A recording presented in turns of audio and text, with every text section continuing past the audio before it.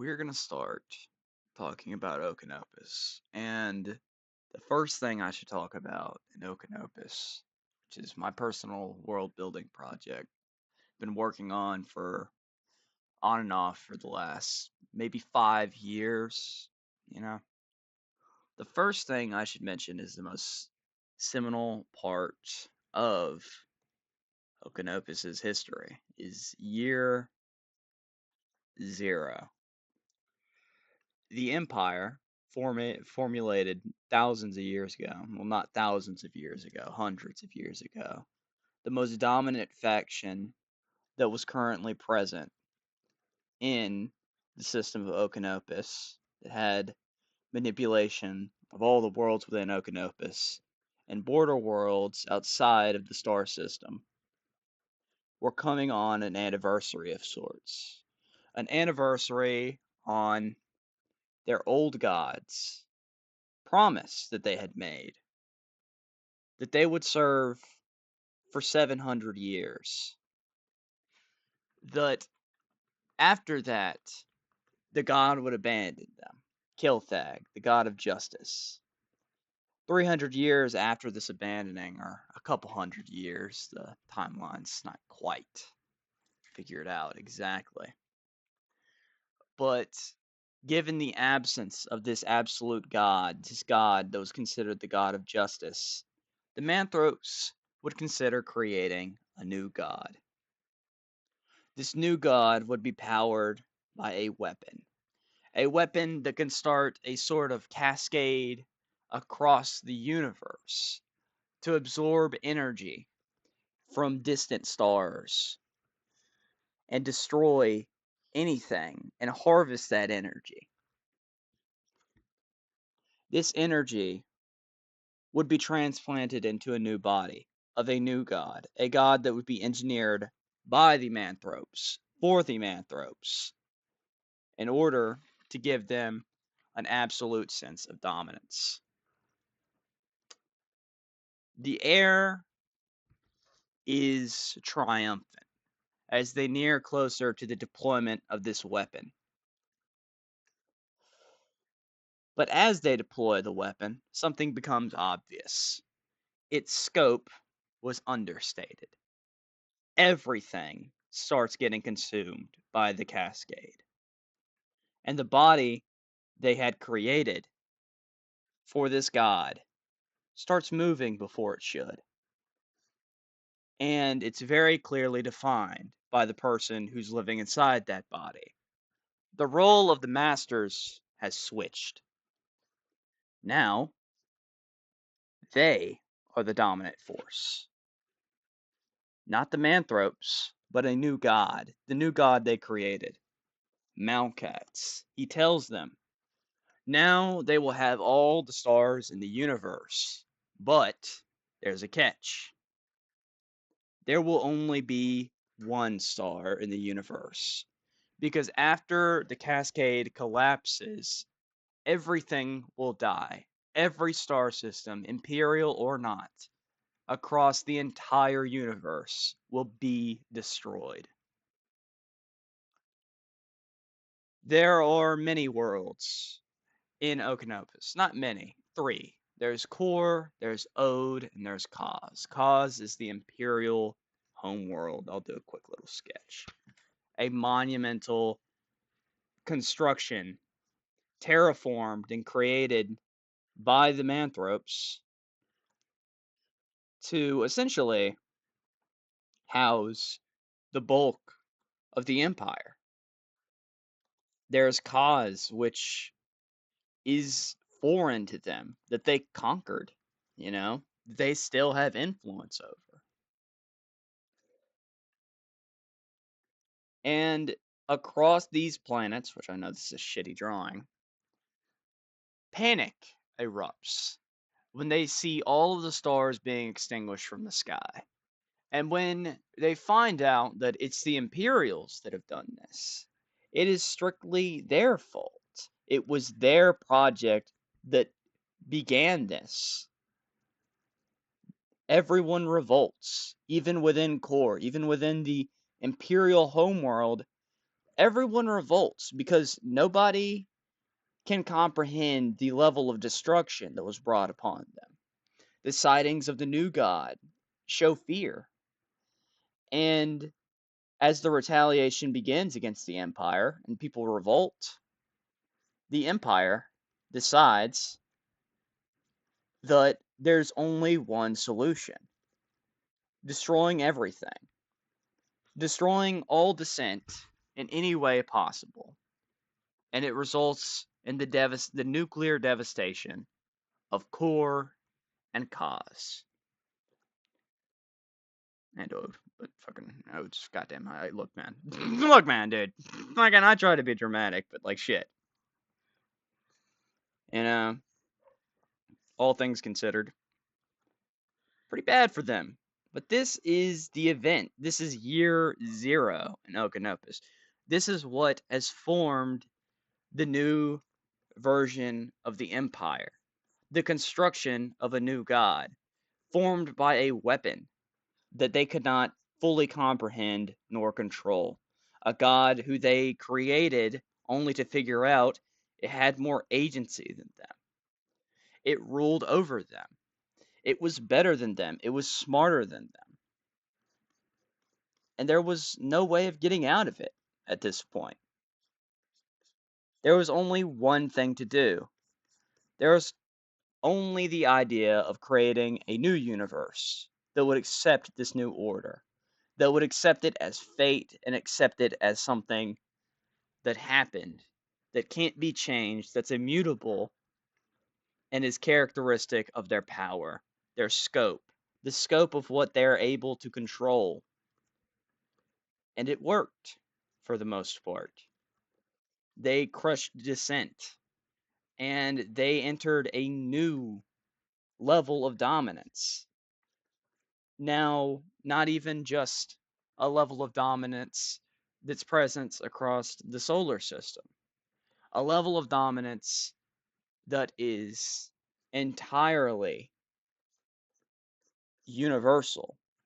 They are the last star in a dying sky. And where Okenopus is set, that has been the case for thousands of years. And Malkatz, this god of the empire, do a little ode here. I know these drawings or whatever. This is a highly conceptual work of just like, look, I'm drawing basic ideas. These are the manthropes. You know, they look like that. But the new god, Malkatz, was formed from this devastation. It was formed from war. It was formed from what the empire was formed from: extreme violence, extreme terror, destruction of life, the all encompassing need for living beings to fight each other over anything they can. Malkatz is that force, coalesced into a body given to him by the Imperials. And this is where it starts. This is the most seminal part of Okenopus. There are other gods. I mentioned one. They used to serve the god Kilthag, which I'll do this little symbol of Kilthag, which was the god of justice for them.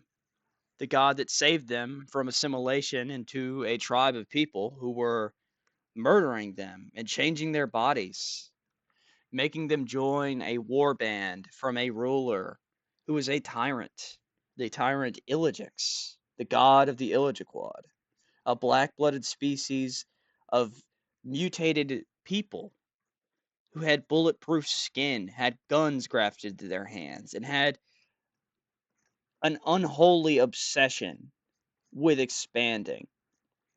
This formed a sort of coalition among manthropes who were currently being attacked, who had not been unified, a wartime government that would never cease. They waged a war against the Illigiquad. This war would found their empire. The only way to kill Illigix was through the summoning of a god. This is before the creation of Malkatz. They invoked the extra-dimensional god Kilthag to rip apart and tear apart Illigix. And as they killed Illigix, Kilthag made it clear he wouldn't be able to help them rule forever. The divine right of rule wouldn't be permanent for them. They would have to shift what they were doing eventually when they couldn't follow in the eyes of Kilthag, who was fearing he would become insane from fighting Illigix and killing him, subsequently becoming a parasite, being engulfed by the parasite of Illigix.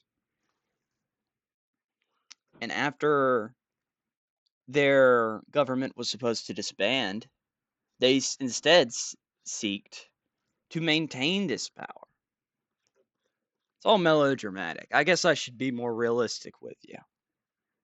The Empire is a personified force of what makes a strong nation that's built on conquest. It's an empire. It's called the Empire. It's unambiguously called the Empire. I've drafted many names for it. There's not many names that describe it better than the fact that it is an empire. If it does not have this divine order, which I'll talk about shortly, this divine order that, well, we are the best, we are the greatest, we are ordained by God. Everything is subsequent to us. We can do evil if we want to, but evil posed against us will be met with overwhelming force. To the Manthropes, after resisting being assimilated into the Illigiquad, they never wanted that. Or not that they never wanted that. I'm trying my hardest not to say never again, dude. I'm trying. They realized that with the power of a god and the license to kill the rest of the Illigiquad, which we will explain the Illigiquad shortly,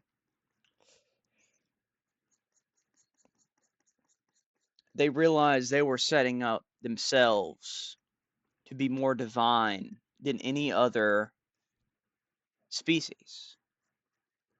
And they had an importance of saying it's because our bodies are better. It's because we're pure. Our origin is better. We are defending ourselves.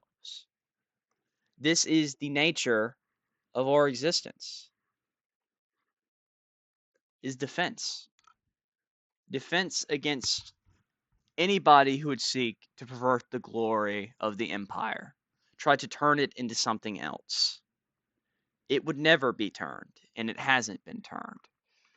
The empire is still alive, and it is still the most dominant faction on Core, on Kaz, and on Ode, on all 3 planets inside of Okenopus. It is the dominant faction. But Descent is not entirely destroyed at this point. It's questioning where to take place for the tabletop RPG and stuff like that. But it's probably going to be around the year 9000. The transition into the year 9000. There's one thing that can be desired from the passage of time after the new universe, the creation of the new universe, the starless universe, completely dominated by the Imperials. There's one thing that keeps people, or there's one thing that would probably happen in the future that makes it not as hopeless. It's the fact that there is a prophesized child of the world who would be created in a world of complete turmoil, complete chaos, complete utter warfare and aggression, abuse, torture, slavery, all these things. And because of that, because of the thousands of years of oppression and humiliation and just torture of people who don't deserve it, through all of these things, all of these manifestations of aggression, it would create someone who is strong enough to destroy that, someone who had fought that and became more powerful than that. It's prophesied in the year 10,000, the child of the world will kill Malcats. But that time has not come yet, and it's highly hypothetical stuff. Nobody knows if it'll actually happen. It's prophesied, it's been talked about, it's been studied. The Imperials know about the prophecy, but they try to keep it hidden. And no one knows exactly when it would happen. But they can guess that something will happen in the year 10,000. I don't know, man. I've tried my hardest to make it a interesting, like, oh, fucking, isn't this so intriguing? Whether it is intriguing or not, that's entirely up for you to decide whether it's an interesting premise. I guess I should stop being pretentious, though.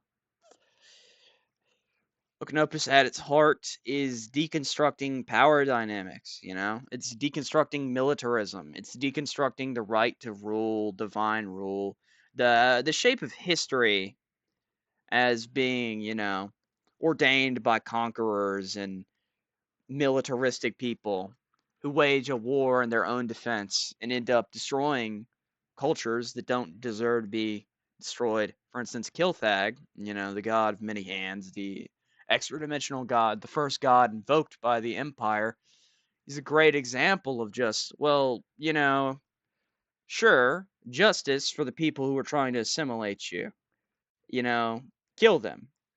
But they end up killing or trying to kill everyone who was forcefully assimilated into that empire. Everyone who wouldn't turn down the fact that that is what they are. You know? The fact that I am an Illigiquad. This is my culture. This is exactly what I am. I'm not a conqueror. I just am like this. I'm black blooded. I have shells growing. My past ancestors were assimilated, and I don't mind. The Kupo almost voluntarily gave themselves to the cause of the Ilizak, which was the father tribe, the father species of the Illigiquad. Illigix was created by a prayer. They prayed to make Illigix a powerful leader, and he was born with significant deformities. Illigix was born with holes in his skin. He never stopped growing. He was in constant pain, and he was born to a militaristic tribe of people. He ended up, essentially, becoming the figurehead, becoming the new Ilizak, becoming a new people that would be hated for almost the rest of time, you know? And that's basically in part to the fact he was a cruel conqueror. He didn't give people a choice.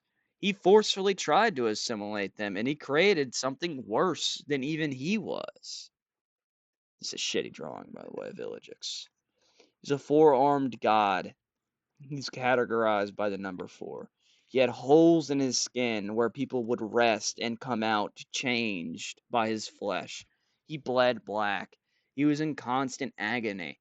He became so giant at one point, he stood upon his legs and they broke. They snapped. And he would have to crawl among the ground for the rest of his life. But he never stopped fighting. As large as a mountain, he was nearly unstoppable until an outer god, a god that is stronger than him, that is not even present in this universe, that lives and exists outside of it, killed him, ripped him apart, piece by piece, and seek to destroy all of his creations. It's Illigix, by the way. You can tell because his body looks like Swiss cheese. And that was the fundamental start of the empire, was the Illigiquad, which are still a huge faction. The Illigiquad are incredibly resilient, and they were made to be incredibly resilient. Centuries of nuclear warfare and slavery and devastation and infiltration into these groups, it never destroyed them fully. In fact, they're very numerous. especially on core, which is it's really kind of the star jewel of Okenopus and what's given the most love. The Imperial world of Kaz is left ambiguous. Ode is given, it's also left ambiguous. But the most developed world of core, that is what is, you know, crazy idea, most developed. And I'll go ahead and add some color in a second, but I got to draw something on the corner of this. But it did not start here. There were 10,000 years before this. There was thousands of years of history of ancient cultures which were long gone even before the Manthropes became a dominant faction. You know, the Athenians, the Architects, the Elves, the Carnathans, and the the cataclysmic plight of them, the Ox Morneth of Core, to kind of highlight the importance of the Athenians and the Carnathans and the Moon God, which I still haven't fucking named, but what do I say, man? He's a goddamn Moon God. Well, that's what I call him for right now. All right, I'll try to get more relaxed with you. The moon is completely impaled by giant goddamn spheres. And why is this? Why is the moon completely impaled by spheres? It's because the Athenians. God, this requires a lot of explaining. Okay, so the Athenians have these people, you know, that they created. Not the Athenians, actually. We'll talk about why they have influence over the Innu in a second. The moon gods' people were the Innu, a beautiful species. You can mainly only see their eyes, but they were beautiful. They had beautiful markings, beautiful adornments, beautiful plumes, and the most beautiful eyes. They were intelligent. They were philosophical. They were smart. They were one of the dominant factions on Core. And they became adopted by, and this is going to be a shitty fucking drawing, so bear with me, dude. Fucking dude, it's going to go more downhill, don't worry. Okay. The Athenians were ice-based organisms that came into the system thousands of years ago, and they were revered as the mouthpiece of the gods.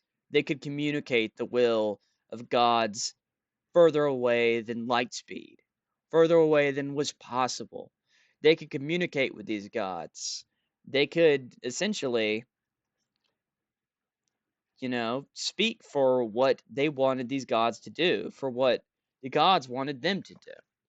And while the architects who lived alongside the Athenians were not as religious, and the moon god cared about his own religious significance and the things he had created, they still venerated the Athenians. The Athenians were to them holy. They were just. They were nice. They were beautiful creatures. They could change the shapes of people through large weather events raining down on planets, essentially, that would change the people of those planets. And this is a fucking shitty goddamn drawing, holy shit. I'm about to just draw a fucking ice swastika on accident. I've never really drawn anything, but they're monumental. I'll draw a symbol for one. Fuck it. They were monumental structures, larger than some asteroids. This is the symbol of. It's not a swastika. It's a universe. They kind of maintain that form. The spiral shape in Okenopus is important. We'll get to that later. You can go ahead and guess why, though. The Athenians were incredibly large, influential, and were connected to gods. And by the way, if you're asking how long ago this was before the Manthropes were even really spoke about in historical texts. Before Illigix was spoke about in historical texts, by the way. I almost forgot his mustache. Sick fucking mustache. But the Athenians are more ancient than even the Illigiquad and the government formed by the Manthropes that was around 10,000 years ago, you know? And these Athenians, they enslaved the Innu. They forced them to servitude. They manipulated them into that. The Innu wanted to serve, but they were lied to. And when the moon god figured out that the Athenians, which they numbered in the dozens, they were large creatures, each one of them a god in their own right. The moon god discovered that the Athenians were lying. They were not interpreting the will of the gods. They were saying whatever they pleased and getting all of the influence that came with that. And feeling betrayed, moon god sent a vision to the Athenians and made them all revolt simultaneously. Now, suffice to say, the Athenians, well, not suffice to say, it's not explicitly stated exactly how it happened, but the fall of the Athenians was almost too quick. And there was a species called the Carnithans who had walked among land for a while. Nice fucking voice crack. They had walked among the land for a while. I guess I should draw a Carnithan in the top left. They had walked among the land for a while. They were creatures on 4 legs, with arms attached to their heads. They were beasts. They were nothing more than beasts, considered by many people. An issue began to arise where they couldn't breed amongst each other. And so, as this issue manifested, the Athenians offered a solution that they could breed with them and become a part of their divine order. And they did, they accepted. Little did they know, they were manipulated. They were completely manipulated by the Athenians. The Athenians lied to them. The Athenians were the ones who had made them unfertile, unable to procreate. But the Carnithans became, essentially, the warriors of the Athenians. They became large, they became bipedal, they became giants, even more than they already were, and they were called the God Spawn. The beast, now nothing more than being outdated.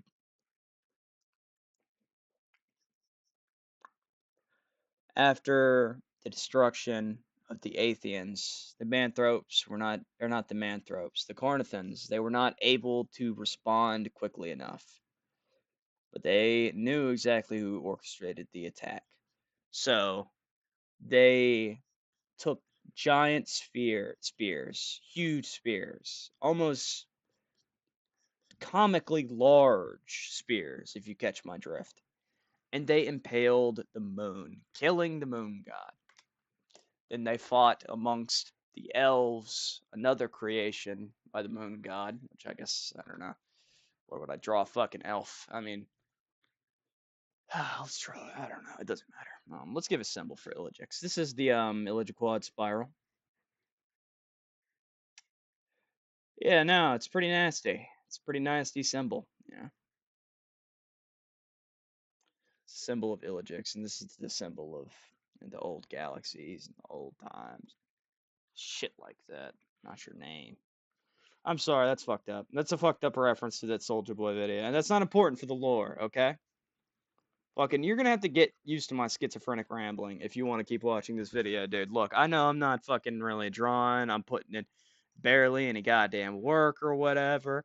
Look, it's so worth, bro. It's so goddamn worth. I know. Like, look how intriguing Malcats is. Wow, oh my god, he's so cool. Anywho, where were we? Carnithans. They fought among the elves, and they didn't lose, but they didn't win. They killed the moon god. They ended up killing him and paling him. He's still dead to this day, bleeding out to the moon. And the elves are now destitute, and they live inside the moon, feasting on the blood of the dead god. Now they're completely confined to that, have no real reason to leave, and are considered lunatics, impossible to reason with, and they isolate anyone who doesn't consume the blood. But all of them do. None of them leave. They're still there to this day in the heart of the moon of Kor, drinking the blood, all that stuff. Anyhow, the Innu, right here, they survived. They fought. There was a split between the Innu who sided with the Athenians and those who sided with the moon god. The ones who sided with the Athenians were changed by their genetic manipulation, and the Innu who sided with the moon god instead. The moon god shed a tear upon the planet of Kor. That tear became the wellspring, one of the most holy sites in all of Kor. Boop, boop, boop. I don't know if I have to add that. That doesn't really look good. God, dude, I feel hungry. I gotta eat something. All this bullshit is giving me an empty goddamn stomach. Hold on. Let's go ahead and finish roughly some of these drawings. I know they're just basically sketches, but go over some of the stuff.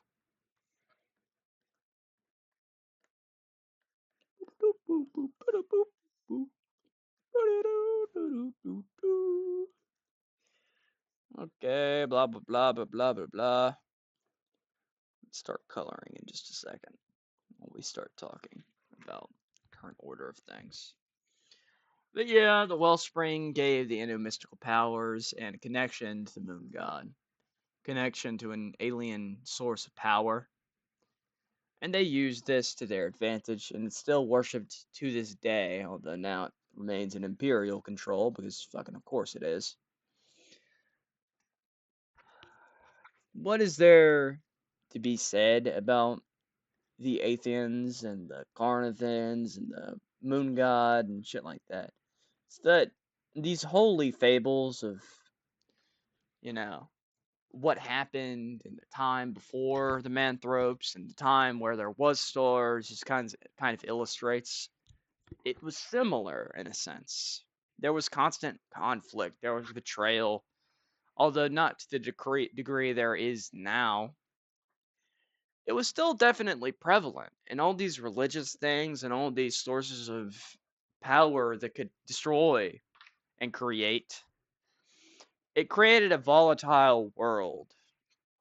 The world of Kaz, for instance, the Illigiquad, waging war against the Illigiquad before they knew how to invoke Kilthag, they used what they would use later. They used nuclear weaponry to devastate them, to destroy them. And it created this giant, dense jungle that was being fed by the radiation.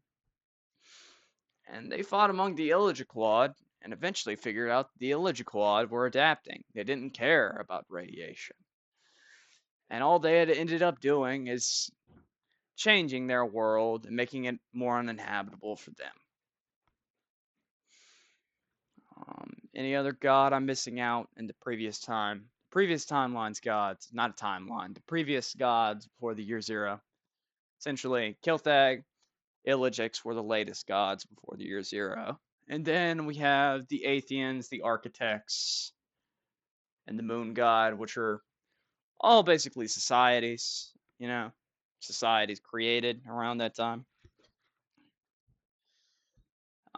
Sometimes I'm pacing, so I don't draw as much. Deal with it. But it's been a while. It's already been, a while just talking about this Imperial thing. So let's go ahead and start. Look, man, the fucking piece of goddamn the bottom. Fucking deal with it, man.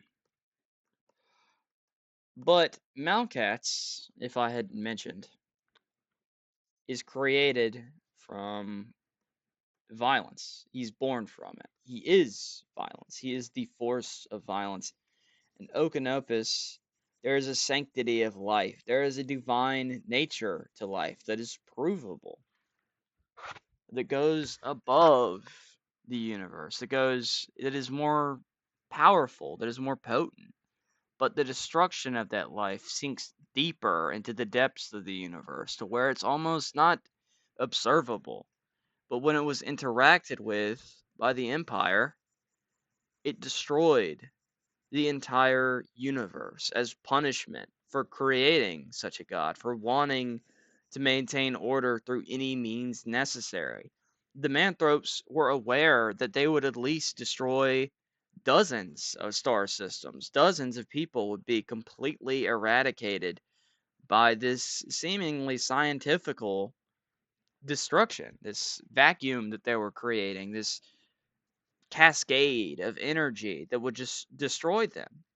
And the reason it did destroy so many people is because that inherent force that drove the thing that created Malcats, that was Malcats, the destruction of the star systems and all the planets and all that, well, that was because it was created by violence. It was created by the destruction of life. It was created by something that is unholy to everything, that is counterproductive to the sanctity of life, that sinks deeper beneath the universe, and utter destruction causes utter destruction. There is no compromise. Everyone had committed this violence, and they would all be killed, except for the people who created Malcats, who would only be kept alive to suffer. It's the only reason they were kept alive. And Malcats has one crucial aspect of him, of his philosophy. It is the fact that anyone who commits any act of violence in any way will be condemned to relive it. Not that act of violence, but just violence in general. When they die, they will go to the realm of Malcats, hell, and they will fight for all of eternity. They will be manifestations of the worst parts of themselves, and they will have no other urge than to fight people who had wronged them in life for the rest of eternity, with no shame, with no feeling of regret or even almost suffering. The people of hell will die every day, but it will just drive their anger, make them more staid in their ways of fighting. It's all pretty strange. Malcats made it clear to the people of the Empire if there was one thing he was disgusted by, it was the fact that all of these species that he saw throughout the universe, they all only had one thing that connected them, and that is the fact that they all fought. They all were subject to war. They didn't have any difference in that regard, whether the war was just or not. He just was confused by the fact because he had never been a part of a civilization or experienced that. He is, at his heart, just a force that is given personification, given a body, given agency. He's created from violence, but he does not fully understand violence. It's confusing to him that for these people, well, it's normal. But to him, the real startling part is that across all empires, even the most pacifistic and spiritual, and people who say they value the sanctity of life, they all fall into the pattern of, well, fighting and committing war and genocides and attacks that kill civilians and all these things, which, I mean, the main theme of Okenopus is anti-war, and I don't want to hammer that in too much, but the fact of the matter that all these advanced species do the same thing at the end of the day. They all fight for good or bad reasons and cause the destruction of life it disgusts Malekith's. And he perpetuates this as its own punishment. As if you want to live in a violent world and you want to rule by violence, I'll let you do that. And this is what it's like. He created a new world that was only marked by this violence, where war is essentially the only way of descent, the only way to do anything. It's rewarded cosmically. The fundamental aspects of nature are made to fit this. I'm gonna draw a little guy on the side because I'll draw a Metebite as well. By the way, for this species, the Metebite, what you got to know about them? They were created. It's not sure if they were created by a god, but they were created by stone. They were once made of stone, and they came from the mountains, and they dwelled among the mountains. And they're one of the natives of Kor, one of the four native species of Kor, which is the Innu, the Metebite, and the Volgaz. Another thing that's important about the Metebite is they're named after a country that not all of them are indigenous to, that was venerated after the year zero, after the destruction of Kor. They were venerated for their lack of technology and spared from, all of the fucking bullshit that comes along with completely destroying a world and recreating it. There's also the Serac, which are a hive-minded species widely mistrusted and, of course, destroyed by the Empire during their subsequent raising of Kor after the year zero.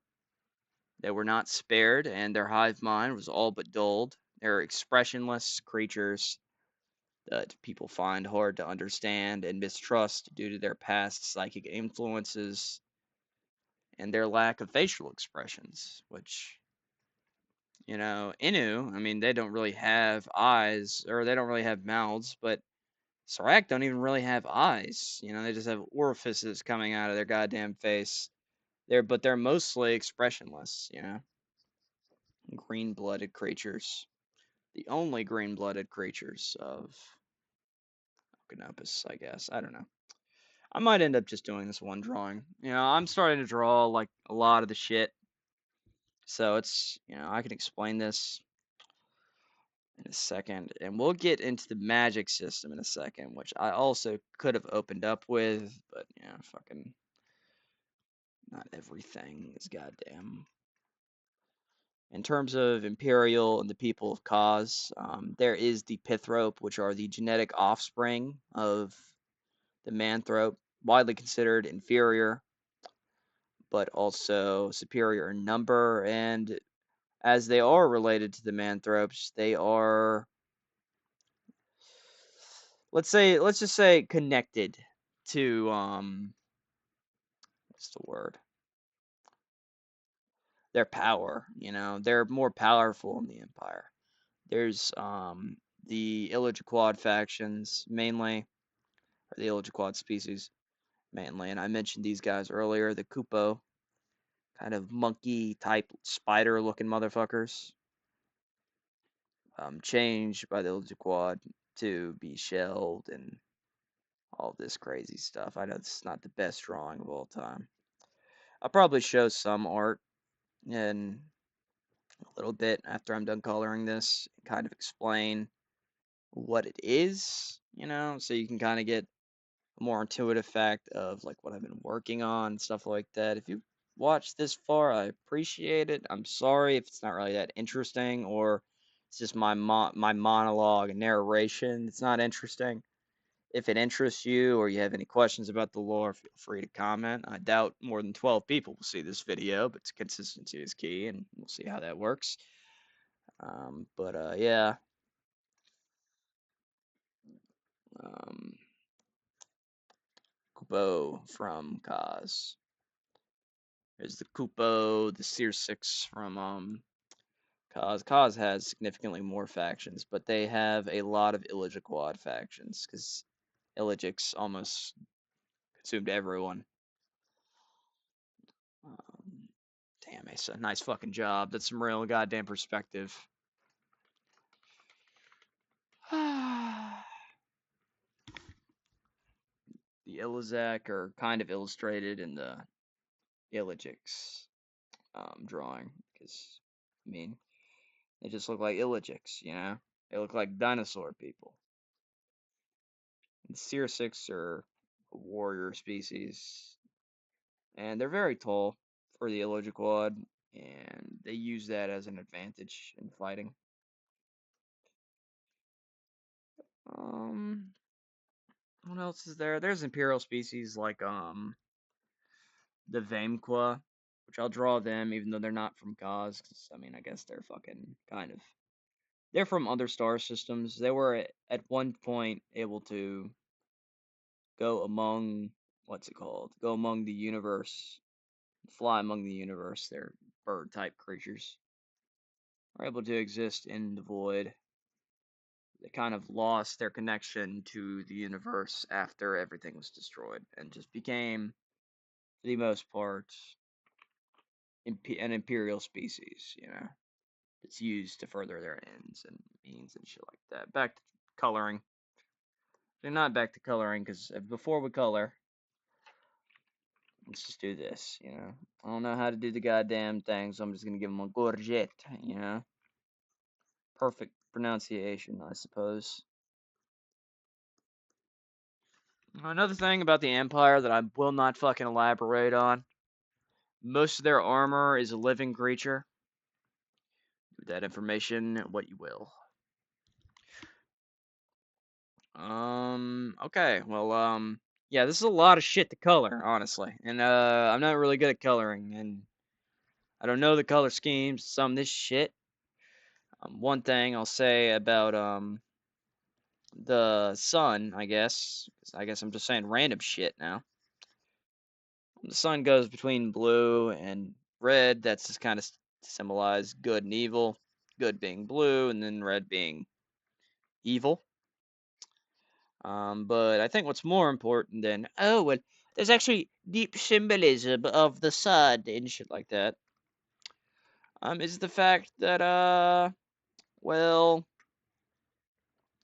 there's a system, there's a magic system, there's creeds and perversions, okay? Now, perversions were the first part of the magical system that was created, and they're more associated with, like, the Illigiquad. Kind of showing the perversion of the natural form and is usually as a result of the changing of a body. Like, for instance, the black bloodedness of the Illigiquad and contagion of that, you know, becoming black blooded and not threatening, but being capable of turning other people into that. The graver perversion of using, you know, dead body parts, grafting them onto your body, and essentially animating those limbs, which is, this is also very common in Illigiquad culture, as they venerate the dead, because there's a lot of dead in the Illigiquad culture. But there's also the fact that you can adopt a perversion that's looked down upon because you've been injured by exotic technology or some parasitic organic infection, or all these various things that I can get into specific examples about, but it can change your biology, how you look, make you look ill, deformed, harmed, scarred, shit like that. And there's creeds, which are a more moderate approach to mysticism that's endorsed by the Empire, that's not so much about um, compromising your body for more powerful abilities. You know, it's more just like, okay, well, we honor this. This is not seen as disgusting. This is seen as good within the light of the Empire. All that stuff, you know. I'm just gonna start coloring some people that I can do with like single colors. And the perversion system, which I will talk about in a bit, is one of the main parts of Okenopus. It is, the magic system is unique. It's based in body horror. Even some of the creeds show the body horror. And most of the creeds and perversions and all those things relate to the fact that dead souls kind of seep into a lot of things, and they have a lot of influences, you know? Like, for instance, there's, like, power in, like, even just rocks and stones and sand because it's absorbed all of the death from around them.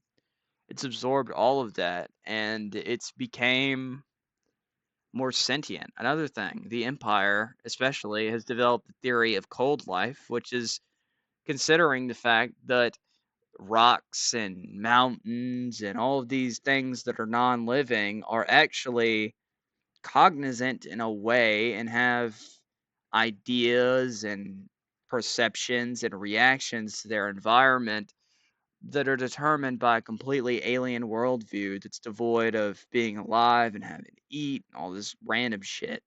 They essentially become parasitic infections.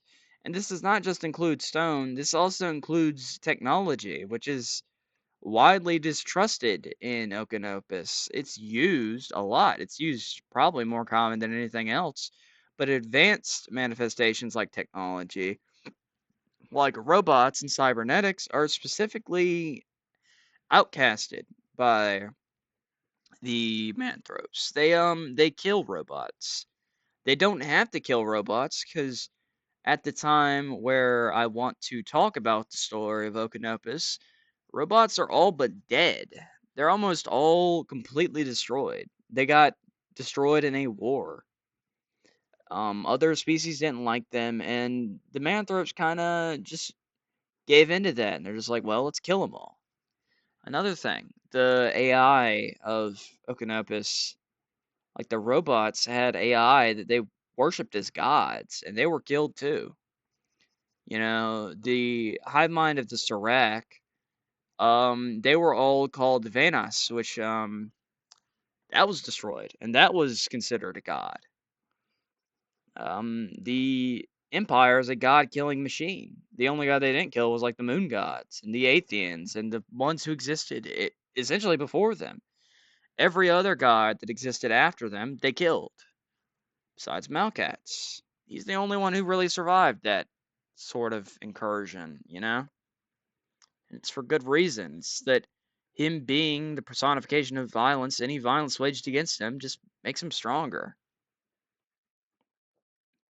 As for why the child of the world is able to kill him, well, that just remains to be seen, you know? It's in the distant future, and it's going to be well into Okenopus's like development, and when it's already established to where it can get really discussed more, because it is the end all be all of the story. Is well, eventually this is all going to end, and a new universe is going to be formed after, well, Malkat's is destroyed, the Empire is destroyed, all these things that were brewing and all these characters. You have these arcs close to the end of the timeline. Well, they get fulfilled and shit happens, I guess. I don't know. But fucking well, and I colored Illigix, I guess. Fucking so yeah, amazing.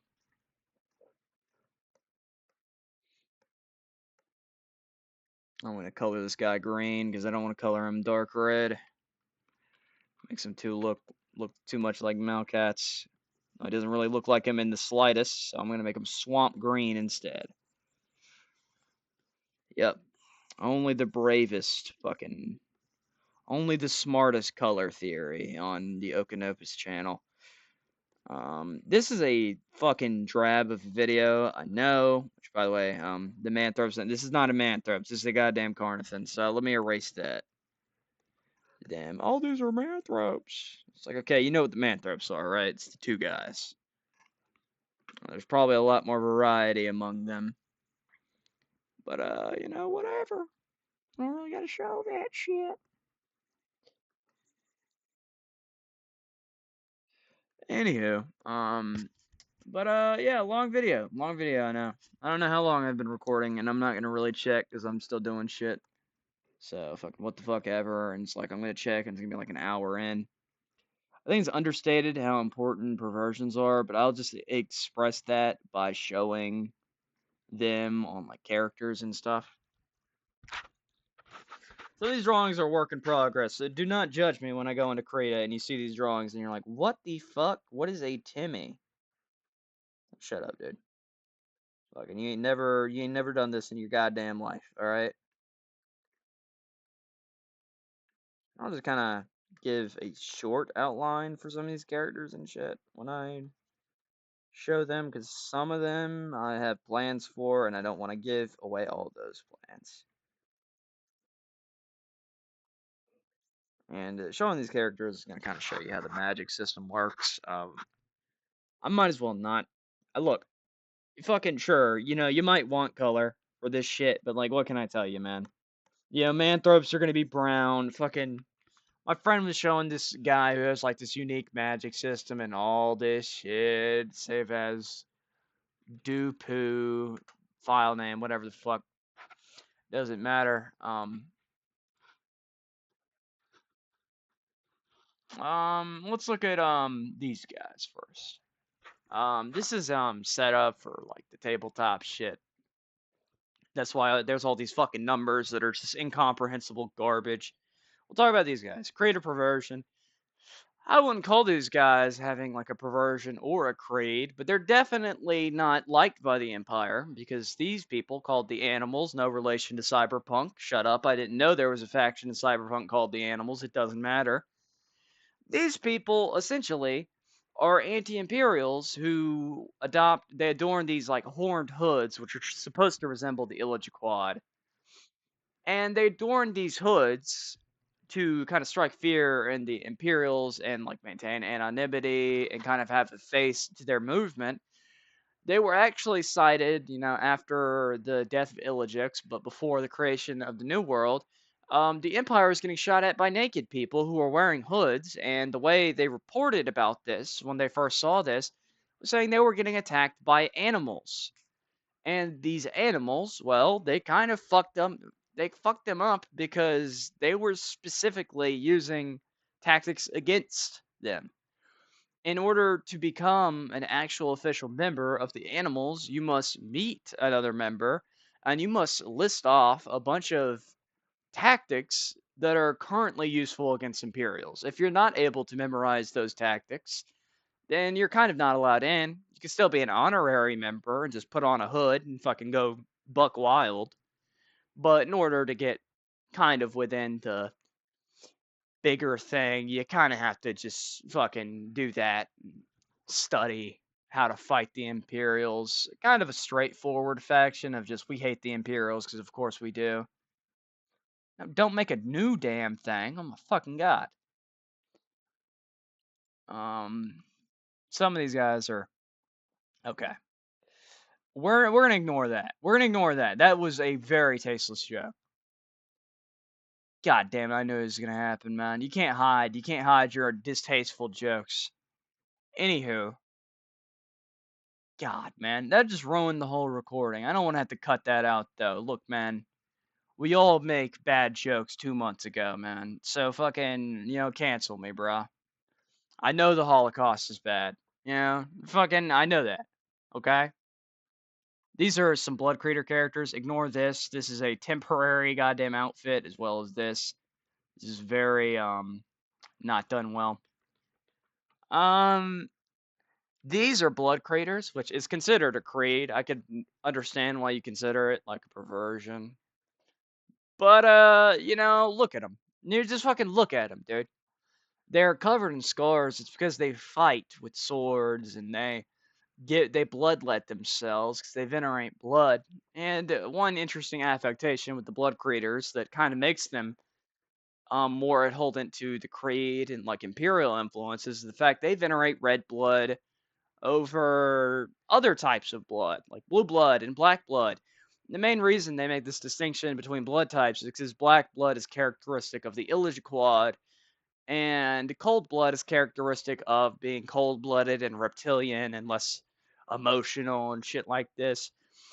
So a lot of the times they end up venerating red blood, except for the fact Tessic, the son of Valdis, which Tessic is the one on the far left right here, and then Valdis is her father. She was also born with a twin brother, which I'll probably show in a second. Um, She hates the blood caste. She thinks it's stupid. She thinks that other blood types are spiritually significant. They're divine just as much as red blood is, and that the Illigiquad, well, she doesn't really care about them, you know? She doesn't hate them. The main character of this story that I'm working on, Catchtail, is also a blood creator, but he also has the Steel Sworn thing going on, which the Steel Sworn, they burn dead bodies and smelt them into iron and create a type of steel that's a living thing, and they do this to kind of escape the influence of Amalcats after death. Um, so he's wearing dead people, and he has a sword that's a dead people, and all the rest, and Dargo and Valdis are less likely just blood creators. I know Dargo has them goddamn them damn things on him, bruh. Them things on him. He's got them Dixie Janes or whatever the fuck, whatever. Most of these drawings are not really done. Torture. Fucking torture, dude. Look, man, I'm making a goddamn allegory against fascism. Don't fucking plight me for making a distasteful fucking joke, alright? Alright? Fucking, I'm gonna get canceled by the leftists. You know, that's fine. You know, you can take all the leftist views of this and throw it out the window because I said, wait, I just realized that's a joke about the Holocaust that I drew. I know this is very tangential to the argument, but I think it's important to kind of show it. Because one, I got caught lacking, so I can't really delete that from the video, can I? And two, I mean, shit, I'm gonna be completely fucking honest with you, man. Fucking, I did that shit, dude. And, I thought, the leftists are gonna hate me for that, for making that bad joke about one of my friends, of his domain expansion being literally just the Holocaust. And I was like, oh, now the leftists are gonna hate me. And I realized, well, the leftists actually like the Holocaust now. That's a joke, by the way, YouTube. Don't fucking, you can demonetize me. Don't damn ban my video. This is another drawing of Tessic, by the way. I got very sidetracked. It's an argument against like fascism or whatever. I don't have to sit here and fucking explain that shit too much.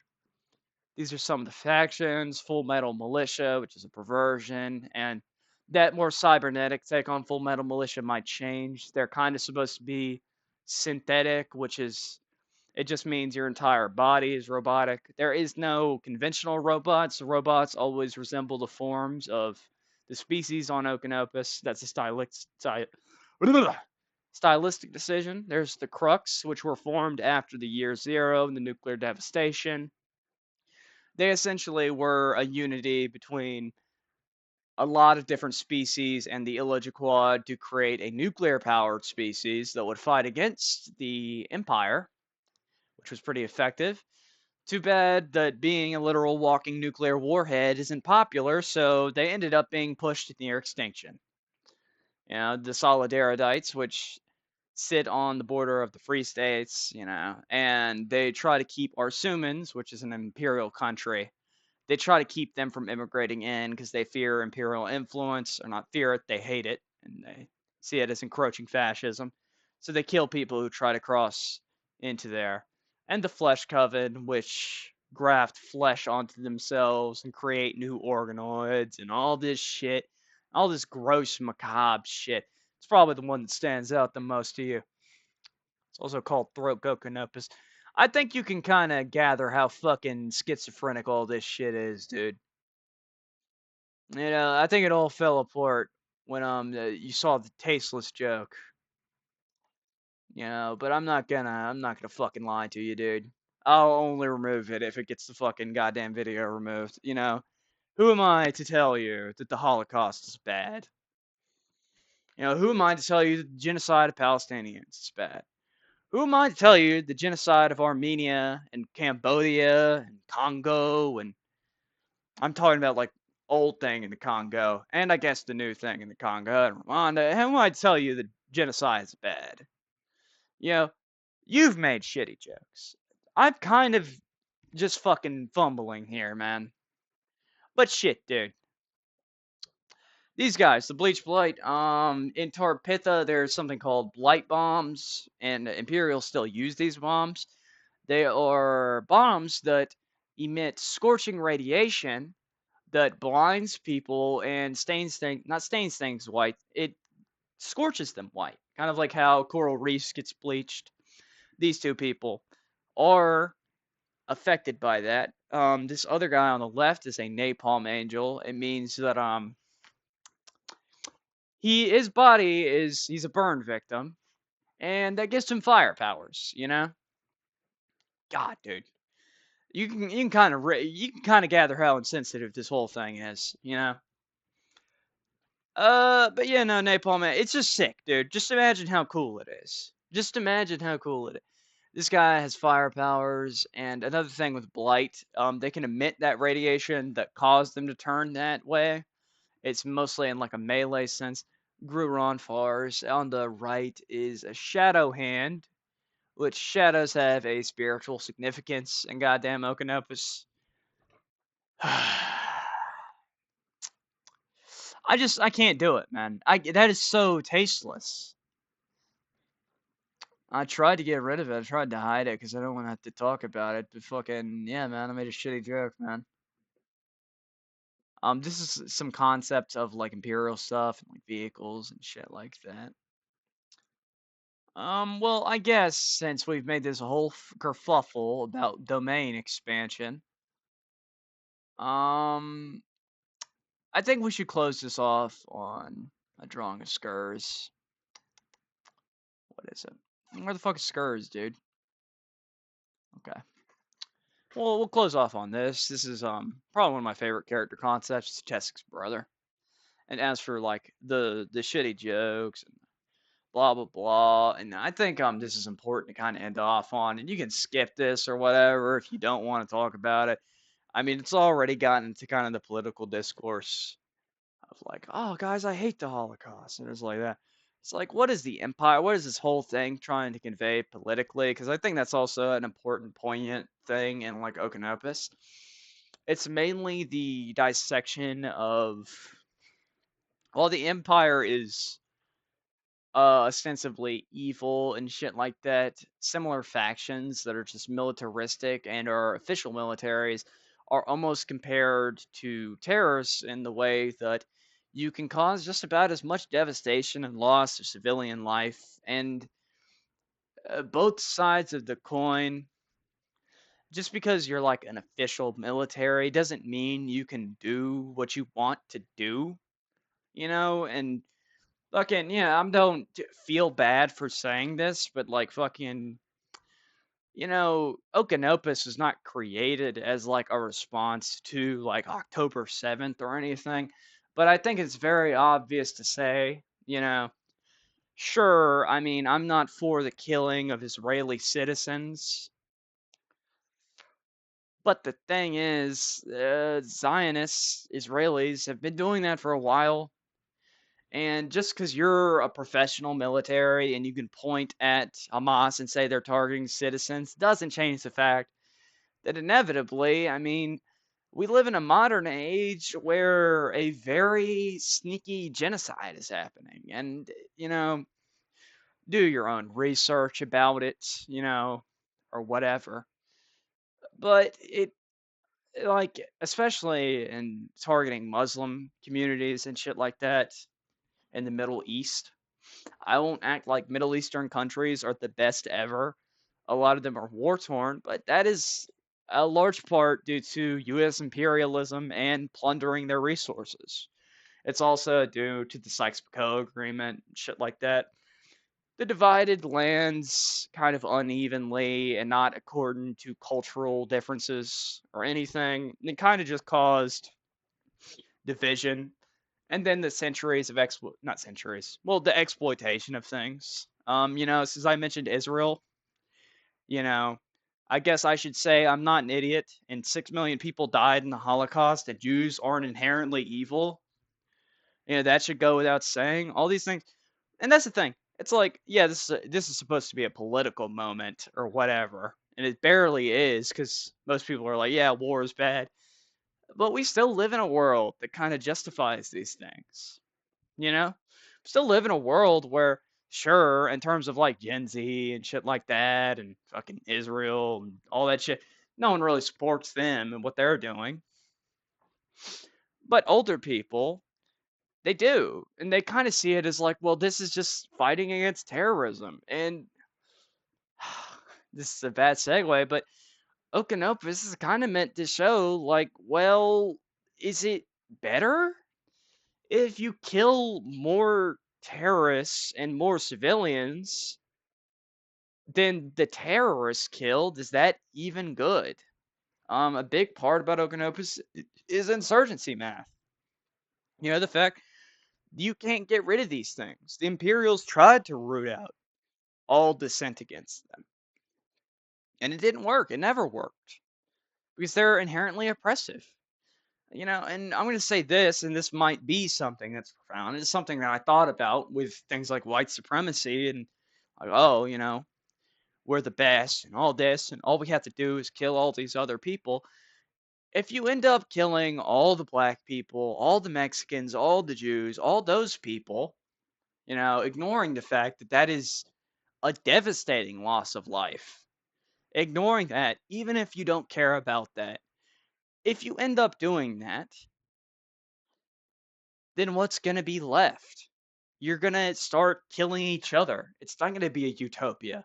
Something that's found on the blood of innocent people just because they look different will be founded on the blood of the people who committed those. Not founded on the blood of the people that committed those, but will be extended by that. All of a sudden, you know, everyone else is getting targeted. Because once you become so violent and so core to your civilization, it's hard to change, you know? It's a confusing thing to talk about, and it's a tightrope because I am just an ordinary person with stupid political views and shit like that. And like, yeah, this is a horrible. For most people, it'd be like, oh, this is a horrible way to talk about Okenopus. Start talking about shit. But look, man, if you support Israel in any way, I won't say that Okenopus isn't for you or it might not make insightful things.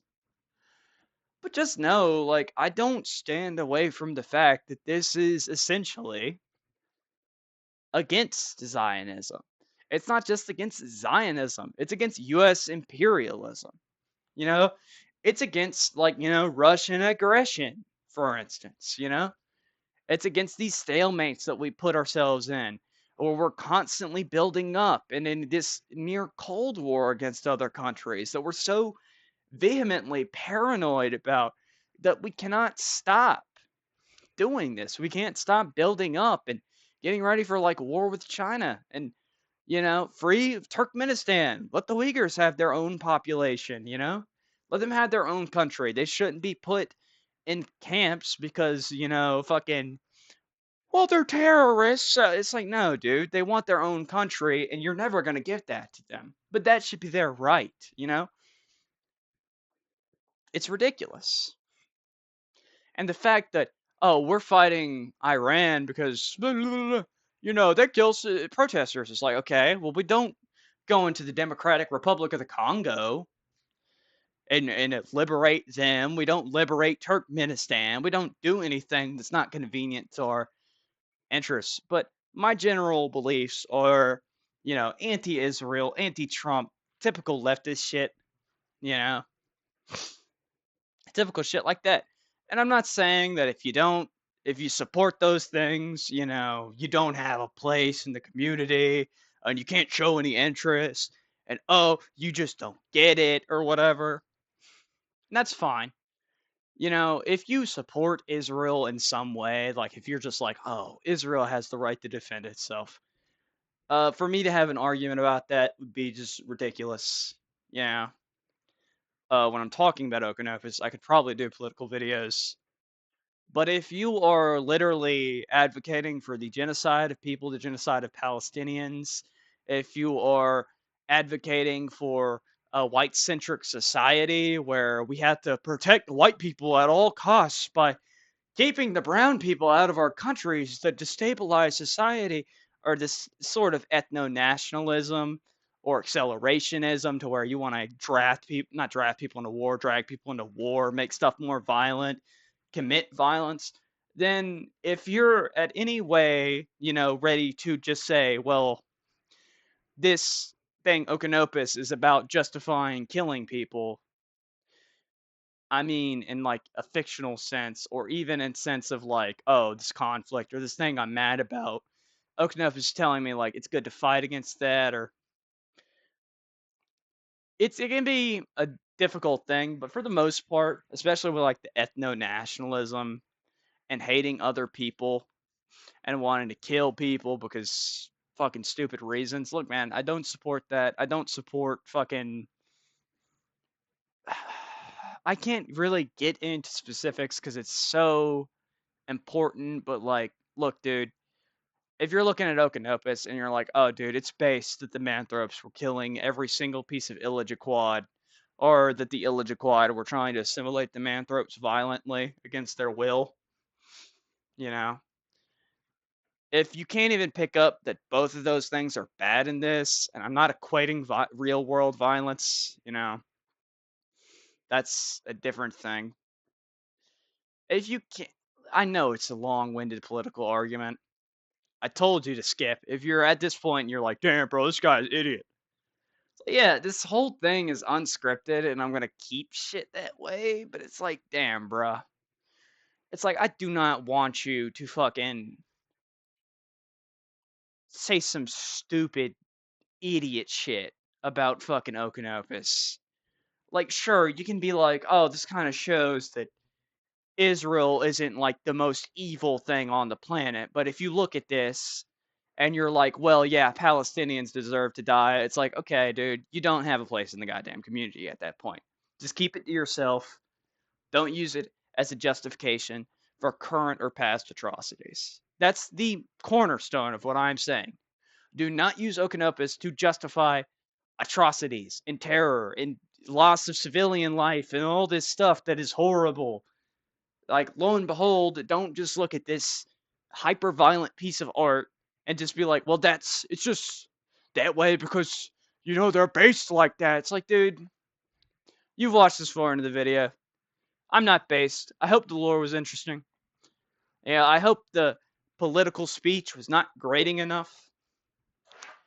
And, well, shit, dude. If you've found interest, then that's your problem, I guess. I don't know how you would have found interest because this whole video is meandering.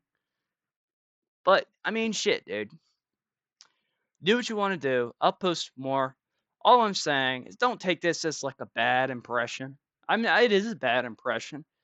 But if anything interested you, and like the political speech didn't, don't worry because I'm not gonna do that too much. I don't want to divorce my politics away from it, but it's like, I felt the need to say everything. I am but a human, but that is not excuse for anything stupid I said.